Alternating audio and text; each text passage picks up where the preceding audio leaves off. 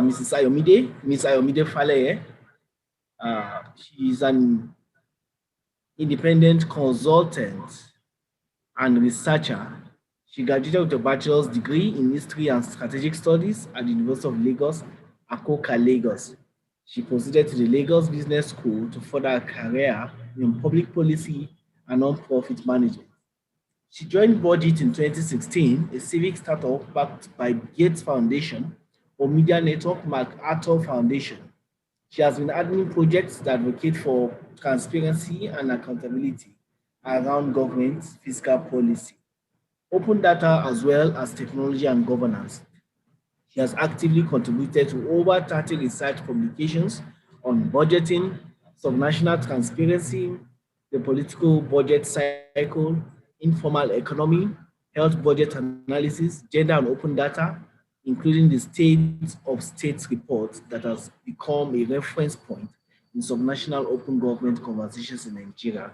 In the past 5 years, she has represented Nigeria at many open government and open data events, one of which is the Paris Peace Forum in France in 2018 and 2019. She has for 2 years been a consultant on the State Fiscal Transparency Accountability Program.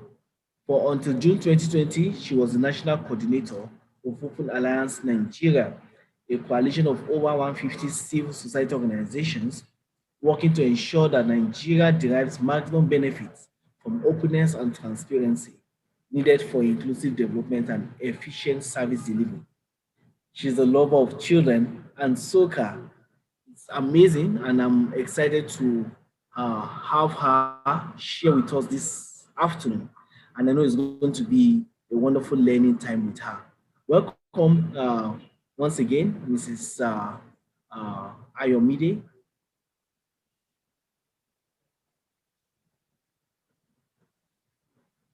Is Ms. Ayomide there?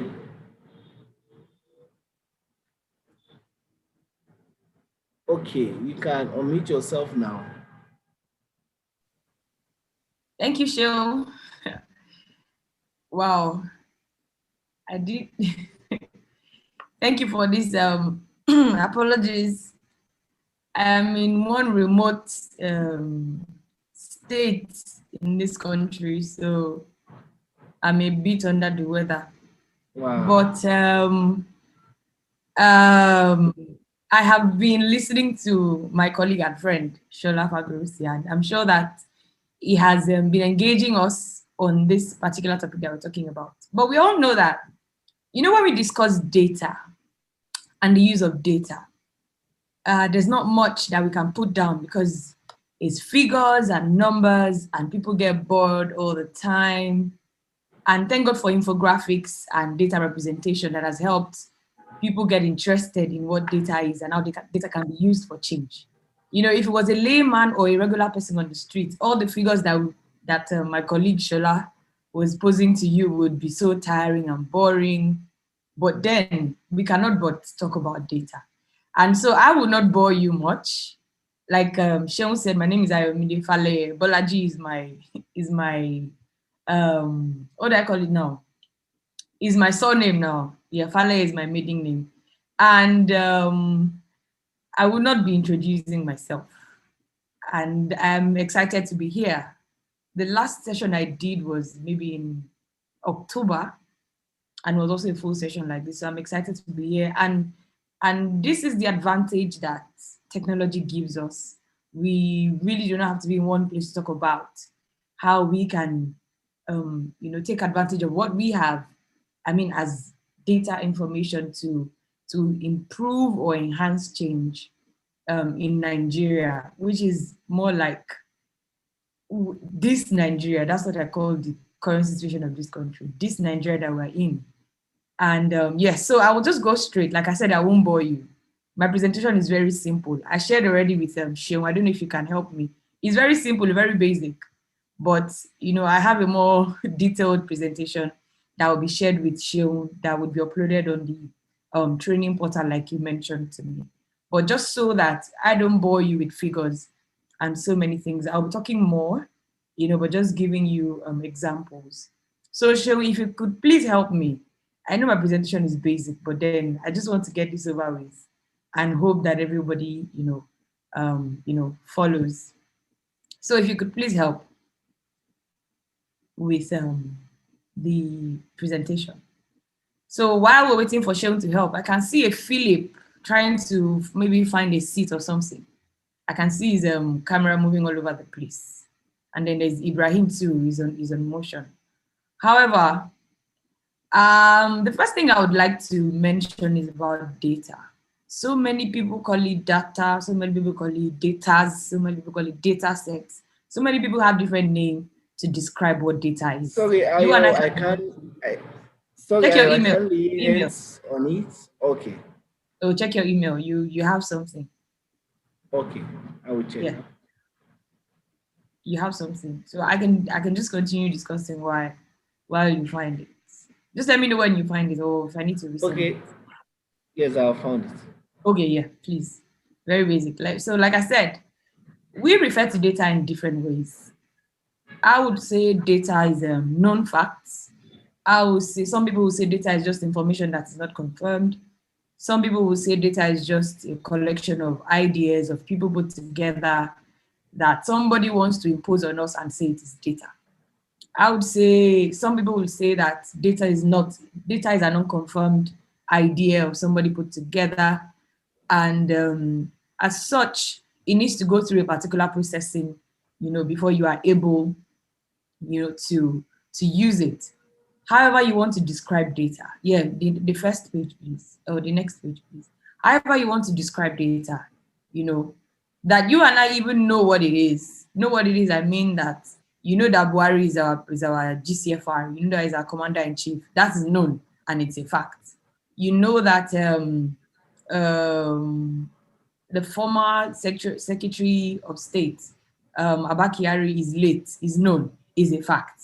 So whatever you decide to use that information for to further prove a point or to further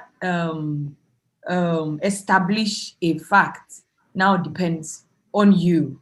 But then we all know that there are two different types of data sets that we can use. So I will not go into core data analysis and all the analytical words so that it does not bore us.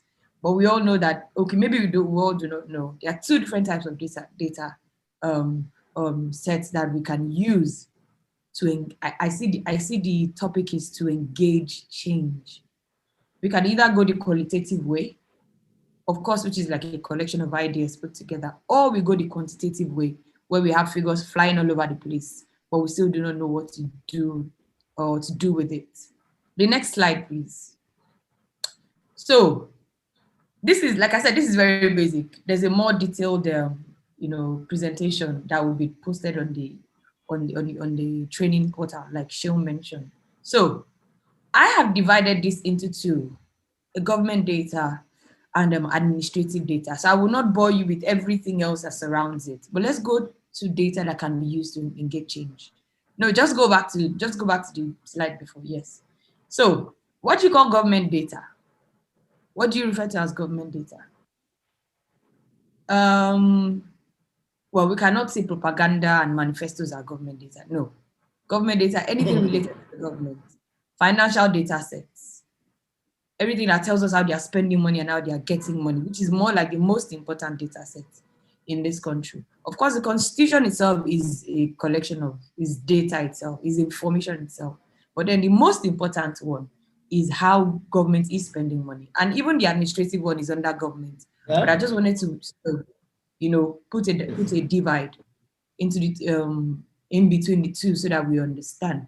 Everything related to how government runs its organization or our organization, is government data, whether it's agriculture, whether it's trade, whether it's finance, whether it's demography, whether it's mortality, whether it's anything related to government data, anything, as long as it is data that can engage or that we can use to engage change.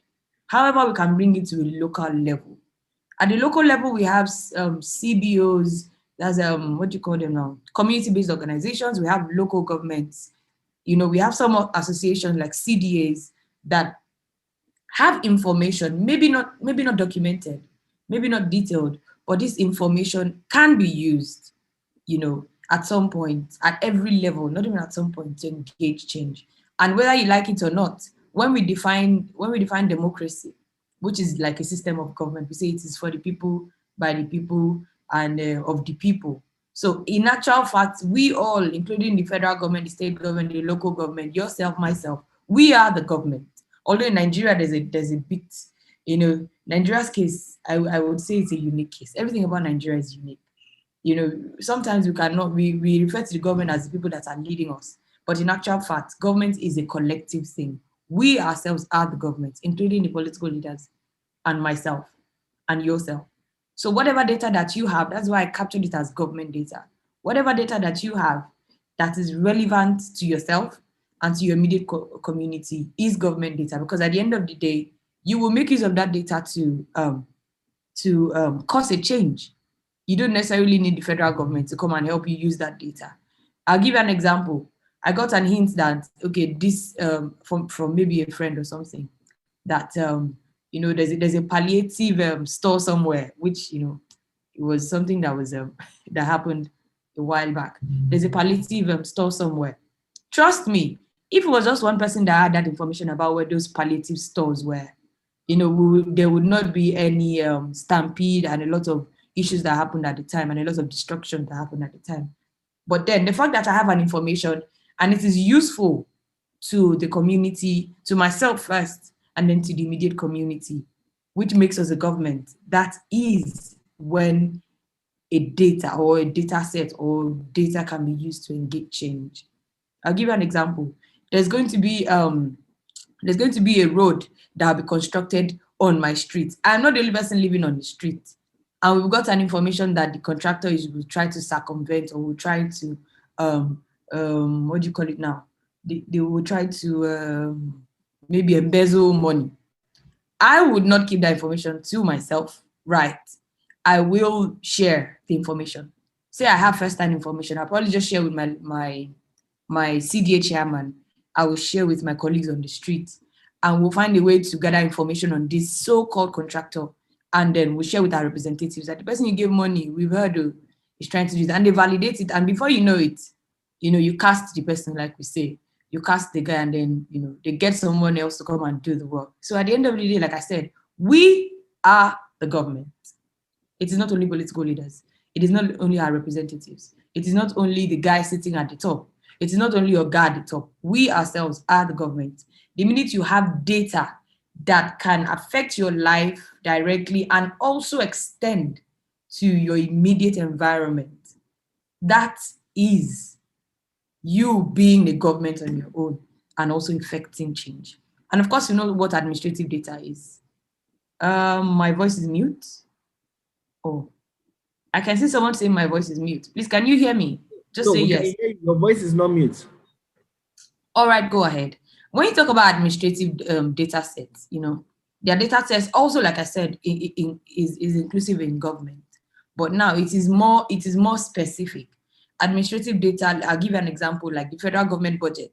When you see something that is called, when you go to the data set and you see something that is called line items, those line items, most of them are administrative. In fact, I can say all of them are administrative. You see purchase of photocopy machine, purchase of cars for the state house, purchase of this. All of those are administrative data sets because they do not directly affect the people around them.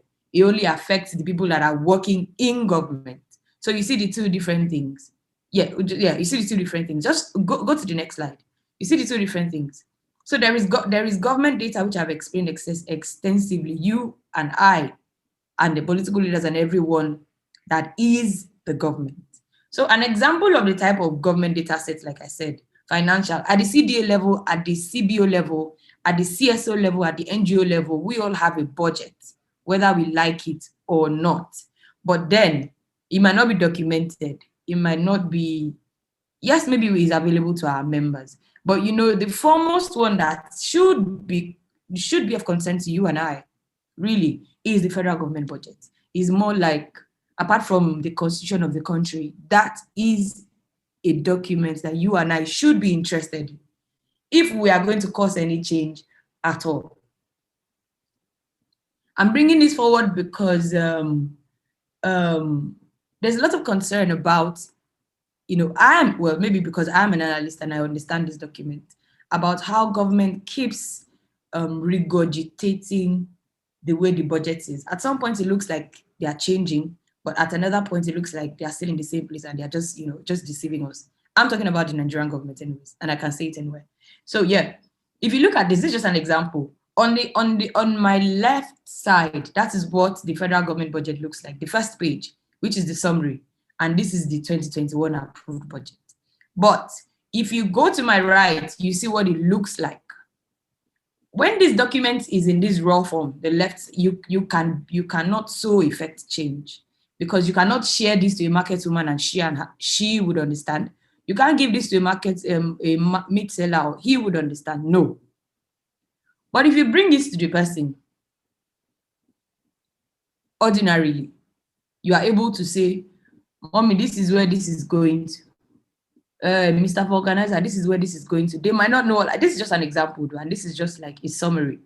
Like this is stamp duty. They ask, what is stamp duty? Okay, this is what stamp duty is. This is what government is going, this is what they are going to make. This is what they are going to borrow. This is what they have. This is what they don't have. It's very easy for you. But the data set that is available for you, like the one on the left, you cannot so much do anything with it. I said at the beginning that we can decide what our data is. If you decide that this data set that you want to use, the raw one is what will effect change for you, and you can find your way around it, so be it, fine. But I would say that generally it is good to put data in a form that everyone understands. And that is why federal government has also adopted a way to make their data very simple. And I would advise that if you want to make use of any data to engage anybody, whether you want to engage school children, you want to engage donors, you want to engage the federal government, you want to engage the state government, please make sure that that data is simple and easy to use, so that you are speaking, you are not, talking in an ambiguous way.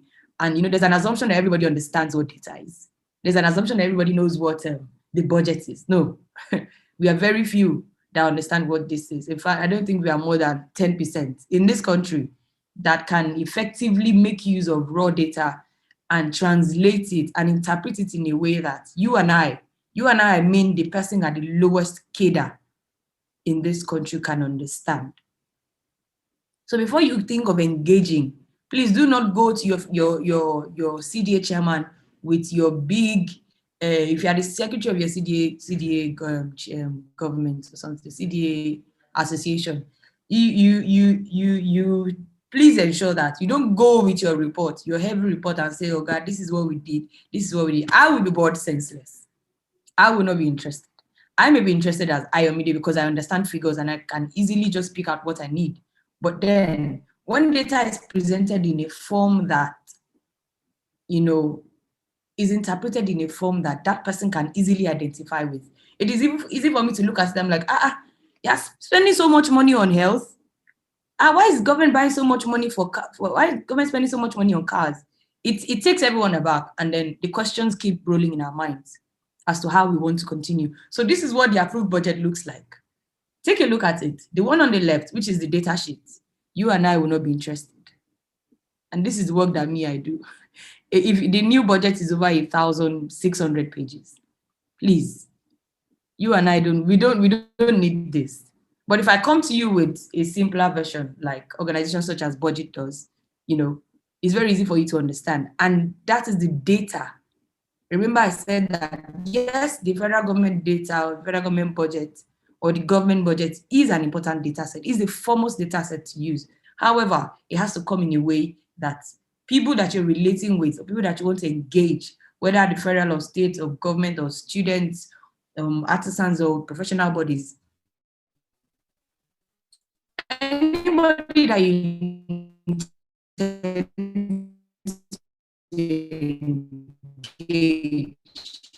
must be able to show, please, the next slide. It's shown there, please. The next slide. Oh. Oh, yes. Aha, yes. Please, I want to apologize on behalf of the federal government because, you know, their data pages are very complicated. You could get lost in the middle of finding information. This I just cropped out of the MBS website. I'm going to share all of that information on the second presentation. So if you look at this now, if you're looking for something on unemployment, if you want to push an advocacy on unemployment or underemployment or youth unemployment or underemployment, you only need to go to MBS. Some people have complained that MBS might not have valid data. Well, that for now, that is the only data house or warehouse that we have that has enough information for us to prove a point. If you want to tell the federal government how many people are unemployed, MBS is the only person that can tell us, except we want to go to the streets of Nigeria and start taking data sets. So if you want to indeed start any change from anywhere, the first thing you need to begin to look at is data set from MBS. Like I said, it's a data warehouse. You cannot take it away from MBS. We cannot validate the data sets that they have, but for now, that is the, let me not authenticate it, but it's like a valid website that you can go to if you want to if you're looking for any type of data set that you can use to engage. There are many figures all over the place flying around, but like I said again, if you want this to be easy to use, if you want you and I to benefit from it, you need to translate this data in a form that, you know, you and I can understand. Yes, this is a data warehouse, but you need to begin to think of ways that you can interpret it such that, you know, you can engage religious leaders, you can engage traditional leaders, you can engage professional bodies, you can engage the artisans, you can engage anybody at a certain level. I can tell you categorically, some government agencies or some government workers do not know or cannot use or have never visited this MBS website, or do not have the, let me not say they have the, maybe they have the capacity, maybe not the capability to, you know, understand what this data says it. So sometimes when you go to government and you have data, they are shocked because I don't think they are aware of what they have themselves. I'm sorry I'm saying that, but I've been in situations where, you know, you are speaking to a government person and is oblivious of the data that you're or the angle that you're talking from. It's like, madam, where did you find that data set again? I'm like, okay, we found it on your state website. Oh, it's on the website, you know. And that's when you realize that even they do not understand, or maybe they don't make use of it. They don't know the value of data and how far data can go to effect change. So if you and I, if you're looking at advocacy on unemployment, like I said, if you're looking at advocacy on importation, if you go to if you see my far right at top, Nigerian capital importation Q4, you will see, if you're looking for anything on importation, you're interested, you want to channel your advocacy to that area, please dazzle yourself with the MBS website. The data set is there. If you need help on how to interpret it, you can reach out to NGOs or civil society organizations like Budget that can help, or have some packages, you know, for small organizations that they can help do maybe graphics or something that would better represent your data enough for it to be able to use.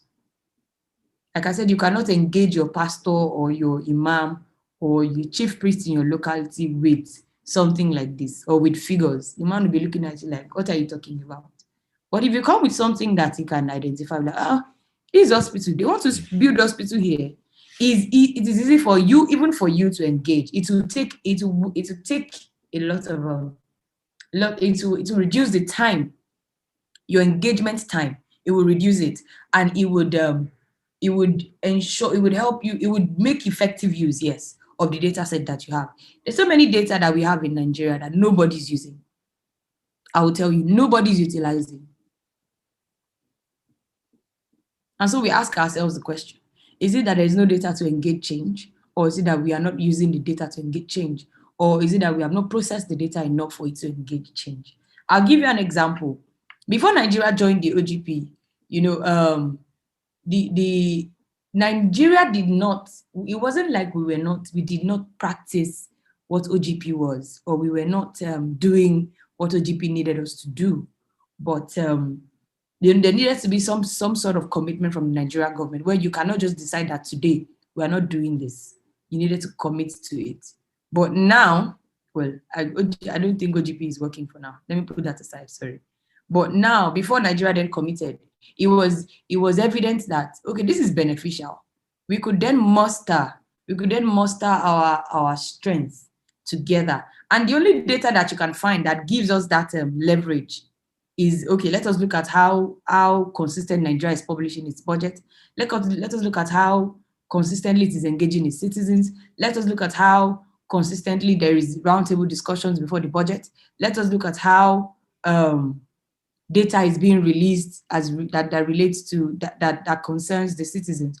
All of these things put together, if they were not available in ways that even the government itself can understand or can make use of, there would not be a decision then to join the OGP. Although the federal government was spontaneous, the president was spontaneous in joining the OGP. But then we joined the OGP, and now we see the benefits of being part of the League of Nations that have committed to open data. If you look at this page that Sean is displaying now, you see something on open data. Yes, that's the level of commitment. Yes, thank you, Sean. That's the level of commitment, and it shows how important it is when you have data and you are able to use it effectively. You can't just thrust data in people's faces. You can't just, because sometimes when data is not validated, when you cannot understand it, it seems like it's just information, or sometimes what we call fake news. So it has to be in a way that you and I can understand.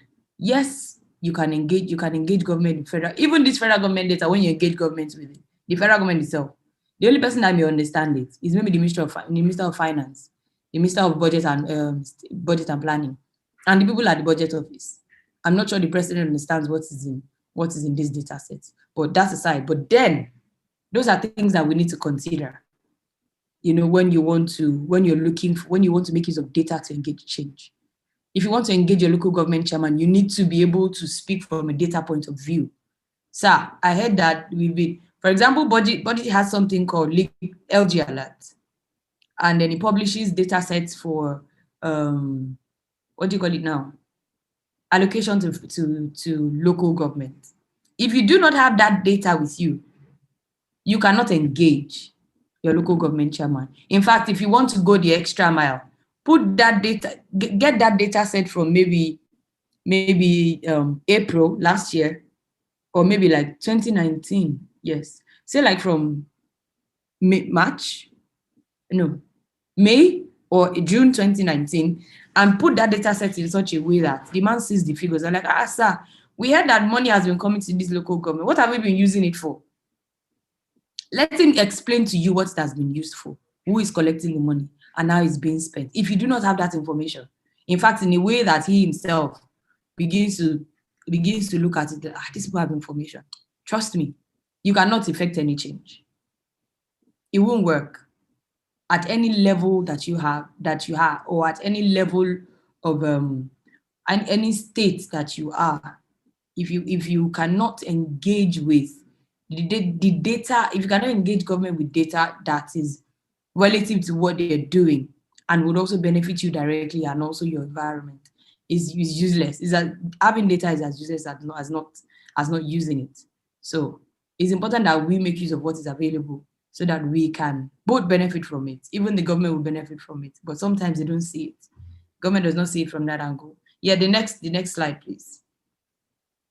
Let me know if I'm boring you. Like I said, data is a very complex. Yeah. So where can you find this data set? I guess I talked about it earlier. Government agencies, MBS, CBN, Nigeria Stats. If you're looking for data sets on unemployment, like I said, trade statistics, CPI, debt statistics, mortality rates. If you're looking for data sets on the budget, on the audit report, on the zonal intervention project, on yes, stuff like that you can find on government agency websites.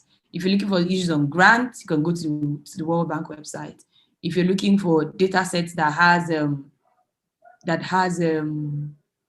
yeah, I already mentioned mortality rates. If you're looking for statistical bulletin, something more financial, you could go to CBN, you could go to the Auditor General's website, For state government, you can go to their state websites. They have their budget implementation report. You have their audit reports. They have their state budgets. They have some even go to post their contract details, which is very good. An example of such state is Kaduna State. I will always use Kaduna State. Yes, they might be having issues in the state, but the governor has taken it upon himself to be as open as possible so that you can make use of that information to engage change. You cannot go to Governor Rufai now and you are speaking outside the box. You would know that you do not have an idea of what you're talking about.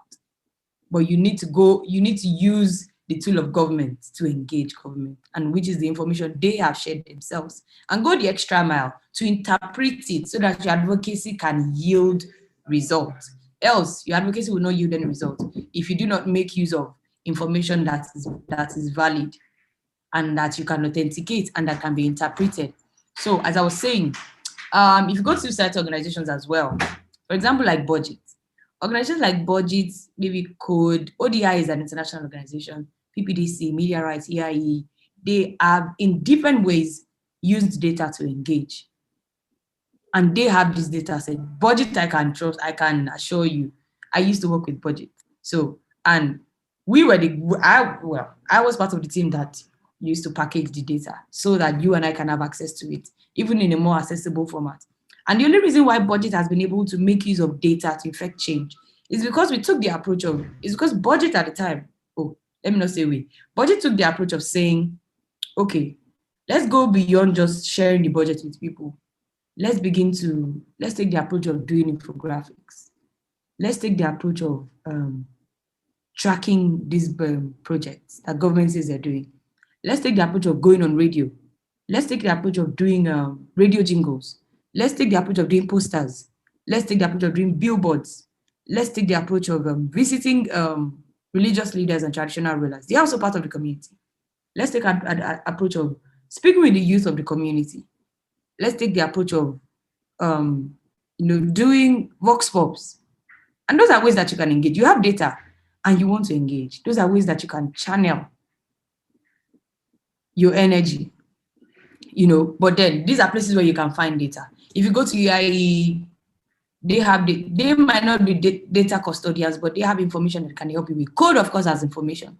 I remember when I was doing a project last year and I needed an information on COVID-19 expenditure at the federal level, nationally, I had to contact some of my colleagues at Code, and they shared that data, big data set that I'm sure that some people do not have access to. But, because we are colleagues and we work in the same space, and I needed to use that information also to push an advocacy forward, saying, government, you have not shared the COVID-19 expenditure with us, especially Lagos. I had to, contact my colleagues, and I know that they did have the data. If you go to budget, of course, budget is a data custodian. They have the data that you need. And if you feel that you do not have enough data, you can take the option of using the FOI, which may not be so effective, but it still works in some cases. I used to say the FOI is more like a door, is like a door that you knock. Sometimes it opens, sometimes it doesn't open, and sometimes you need to knock the door down. But then let's not go through the routes of knocking the door down. But then if you need anything, these are organizations that you can go to and they can help you. ODI is Open Data Institute, is an international organization. They also, help with data issues and data training and everything about how you can use data to engage and the type of data sets that you need to engage for change. You can also go to local government offices. You will be surprised that local government has data. A lot of people assume that they do not have. I know they have because I've engaged them when I was working on local government budgets. They have data sets, but they don't have a platform where they want to showcase it. That's the only problem they have. You can walk up to any local government office. You need data sets on local government. Please walk up to them. Don't be shy. Don't be afraid. Sometimes they can be on a defensive, but if you explain to them what you need the data set for, they'll share with you. And it's very easy. You can go to libraries as well. For example, if you're writing an article on how, let me give you a perfect example. I'm in a remote state in Ogun State, a remote town in Ogun State. It shares boundary with Benin Republic. And this town that I'm in right now is a colonial, is like a colonial settlement. It's one of the ancient colonial cities that British used at the time that they were in Nigeria, but nobody knows anything about it. Nobody. I've been traveling here for more than 12 years, and I did not know that this state had so much, relevance to the federal government, not only to the federal government, to the state itself. And the state is dead. I mean, when I say dead, I mean dead. There is no hope for the children here. There is no hope for the adults here. The ones that have hope are the ones that are able to secure admission outside this town, and when they go, they never return. So someday I took interest and I decided, okay, let me explore and do a project here. And then I studied history, of course, so research is like in my blood. Then I decided to, sort of do some research. I went to the state archives, they didn't have much. I came to local government, they didn't have much. So I decided to go to the National Library to check up on the state. There I found out that this state was one of the most important garrisons for the British during the World War and during the Civil War. I didn't know that. But I was so curious about why a state that has so much viability, especially the fact that it shares boundary with another state, and that is a door that Nigeria can explore, to build the country or to build the state. I mean, in terms of trade and in terms of cultural relations.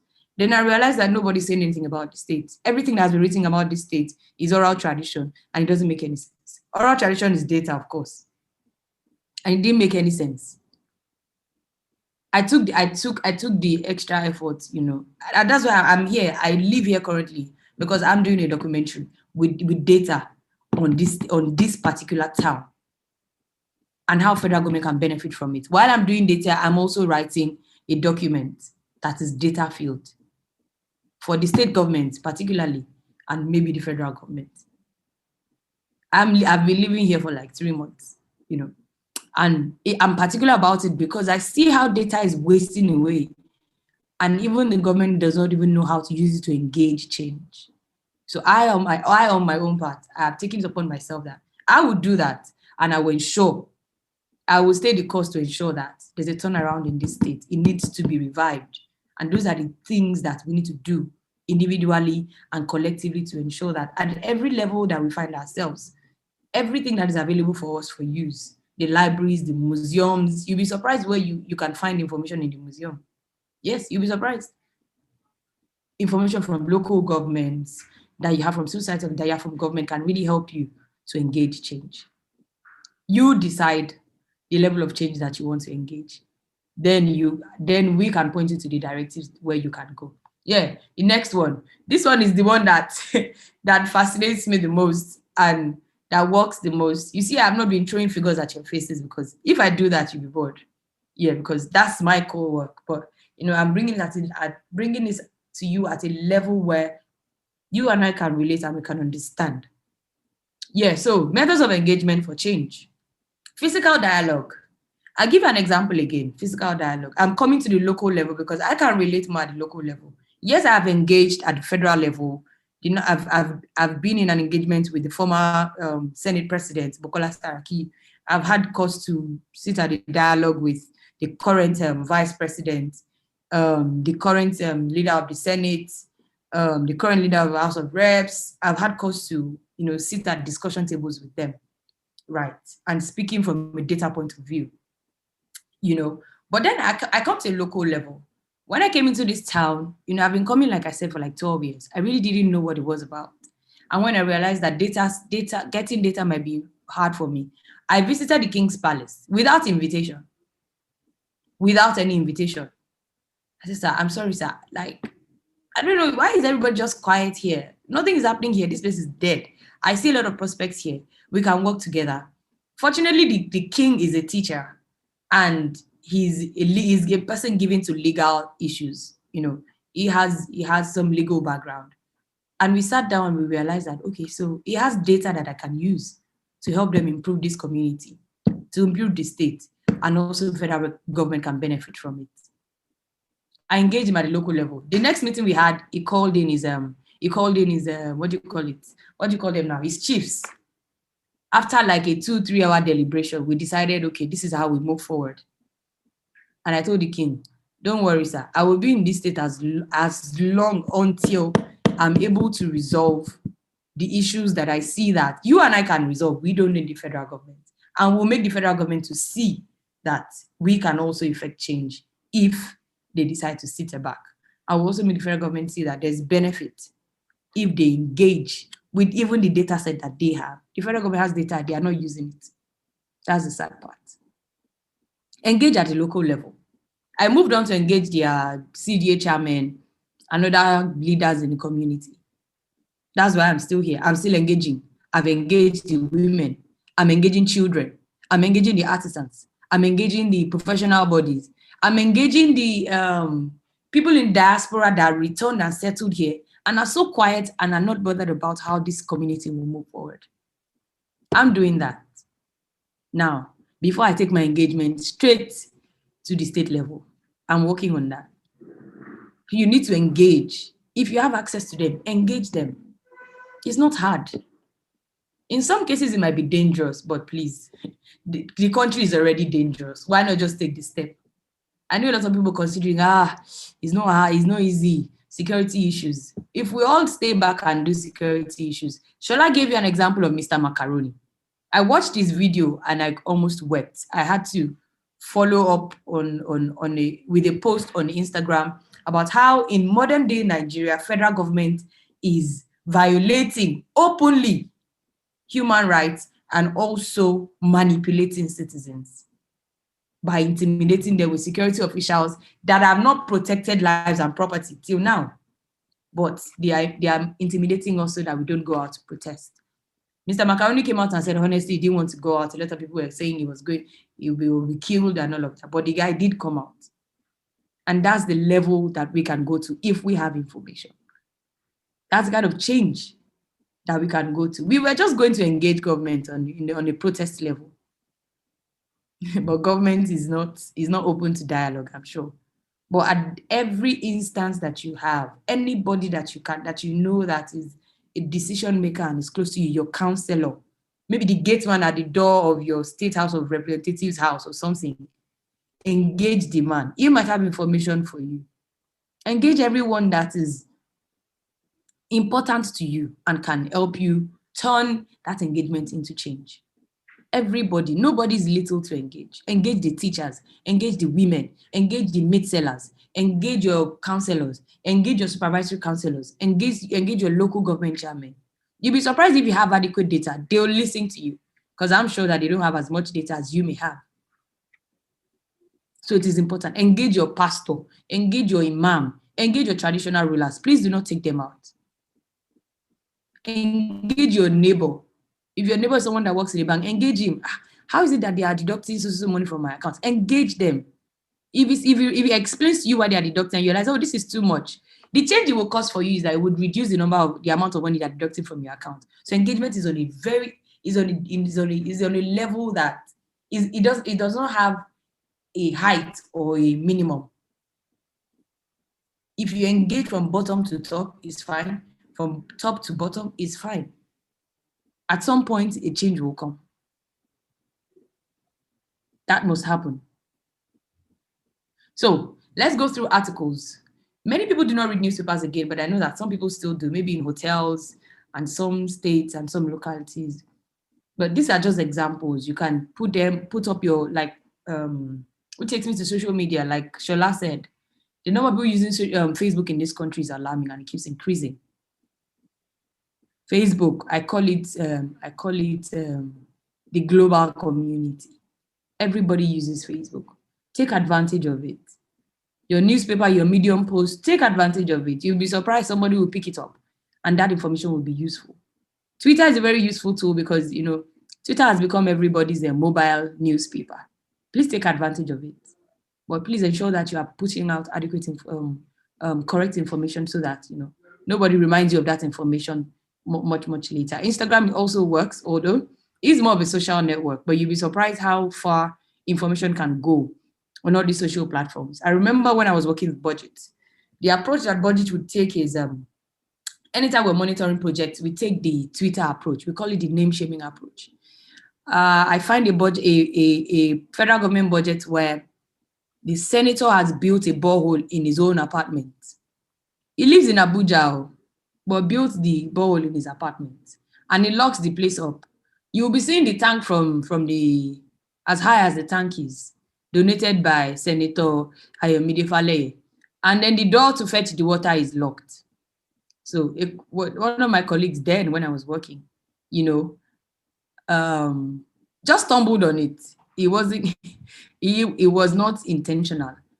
Somebody called his attention and said, we can't fetch water here. So why did they put, I'm like, why did they, put a borehole here when we can't fetch water?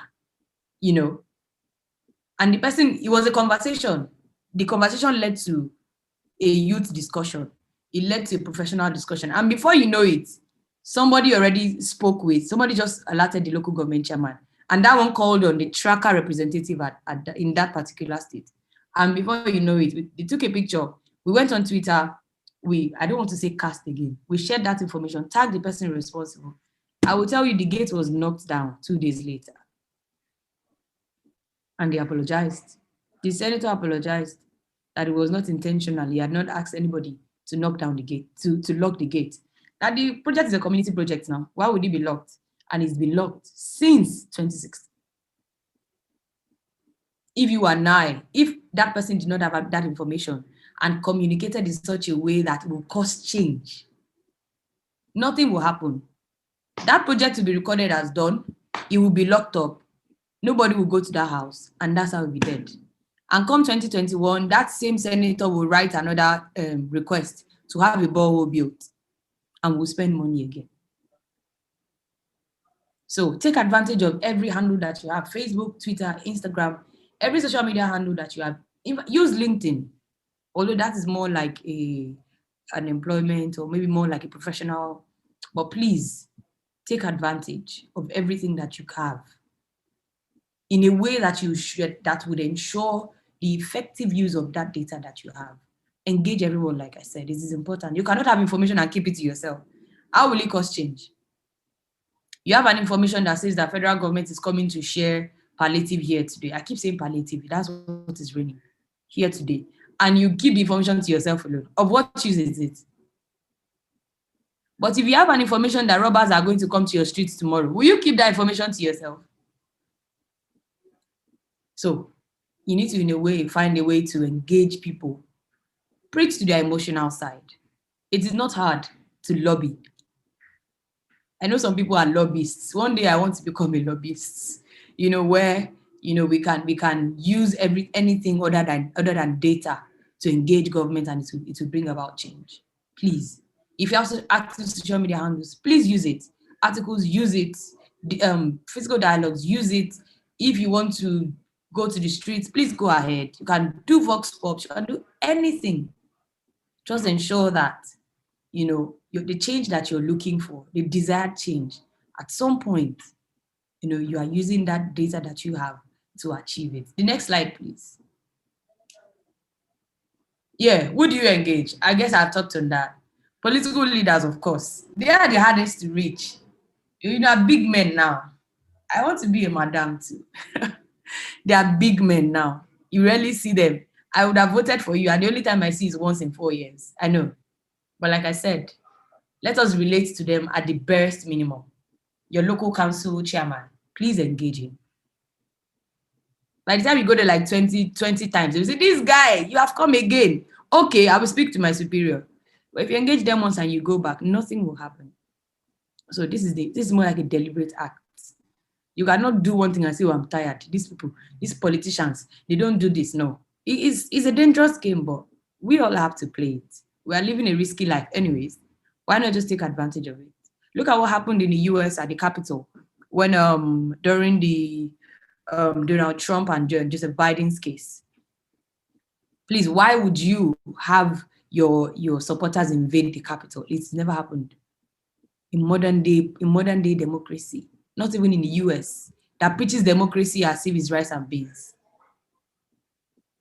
They wanted to engage, but that was a forceful engagement. It could have been better. But we all know that the former president is perceived as somebody that would, want to take something by force. And that's why you instigate people to come into the capital to do that. But then that data now, that information now is being used against him at the trial that is going to convict him. So how do we must be careful how we engage. Yes, engage, but then political leaders, they are the hardest to engage, but we must engage them. We have voted them in. We cannot just leave them. We have left them for so long. That's why we want to protest, and the government would, bombard the streets with security men. Those security men have not protected lives and property. There was a picture of some security men that were sleeping at the Lekki toll, and I just laughed. But I also wept again for Nigeria and the trajectory the government is taking the citizens to, a level where I hope we will not become a revolution. But then let us engage religious. Religious leaders are cool people. They talk to you about God, and life, and sometimes they have the ears of government.